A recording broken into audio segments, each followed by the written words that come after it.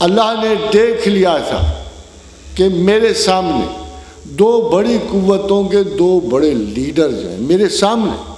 شیطان انکار عبادت کر گیا، میرے سامنے آدم نے غلطی کر دی، خدا کے انصاف سے بعید ہو گیا تھا کہ اگر اس کے سامنے اتنی بڑی بڑی خطا ہو سکتی ہے تو پھر اس کے پاس معافی کی گنجائش نہیں رہتی۔ اس نے ایک ایڈوانٹیج دیا نسل انسان کو، اس نے اپنے آپ کو حجاب میں ڈالا۔ اب آپ کے پاس عذر تو ہے کہ ہمہ وقت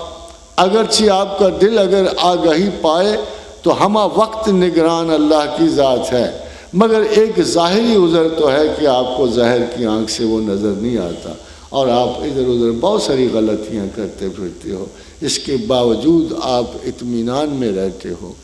اور یہ پروردگار عالم نے دیکھو انصاف کا سب سے پہلا قانون بنایا کہ الذین یجتنبون الکبائر الاسم والفواحش الا اللمم، اگر تم بڑے گناہوں سے پرہیز کرو تو چھوٹے تو تم کرو گے، ٹھہرو گے تو صحیح، کسی نہ کسی خطا پہ تم ٹھہر جاؤ گے، مگر فرمایا کہ اللہ تعالیٰ اتنا رحیم و کریم ہے کہ وہ تمہیں ان خطاؤں سے معافی بھی دے گا، اور ان خطاؤں کے باوجود تمہارا اس نے ایک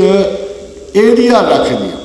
ایک حصہ رکھ دیا خطا کا، تاکہ کوئی بندہ اپنے آپ کو پرفیکٹ کلیم نہ کرے، کوئی بندہ اپنے آپ کو اتھارٹیٹیو کلیم نہ کرے، کچھ نہ کچھ خطا اس میں موجود ہے۔ ویسے تو متقی ہونے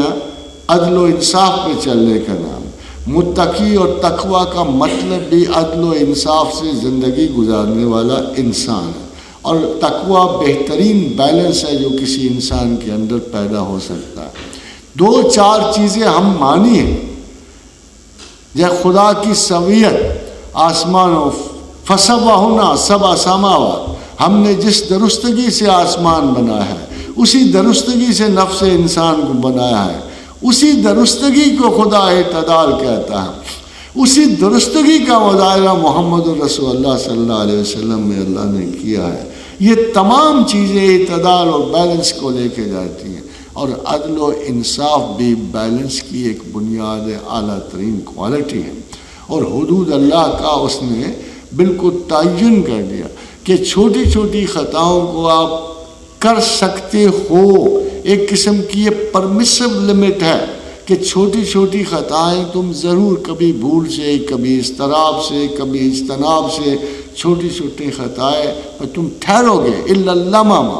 تم کچھ نہ کچھ کسی نہ کسی خطا پہ ٹھہرو گے، مگر تمہارے لیے لازم یہ ہے کہ الذین یجتنبون الکبائر الاسم والفواحش، کہ بڑے بڑے گناہوں سے ضرور پرہیز کرنا۔ ان بڑے گناہوں کو خداوند کریم آگے لے جا کر اس شرعی انصاف کی طرف لے جاتا ہے، جہاں وہ آپ کو ہدایت کر رہا ہے کہ میں نے کچھ حدود بنائی ہیں، تلک حدود اللہ ومن یتعد حدود اللہ فاولئک هم الظالمون، جو ان حدود سے آگے جائے گا وہ ظالم ہے۔ ظالموں سے بھی خدا کی رحمت ڈیل کر رہی ہے، حتیٰ کہ ایک پیغمبر نے آپ کو اس سے بھی نکلنے کا راستہ دکھا دیا۔ اور جب یونس بن متی کو گھیرا گیا اندھیروں میں، فنادی فی الظلمات ان لا الہ الا انت سبحانک انی کنت من الظالمین، کہ اگرچہ ایک سیدھا سادہ سا اقرار،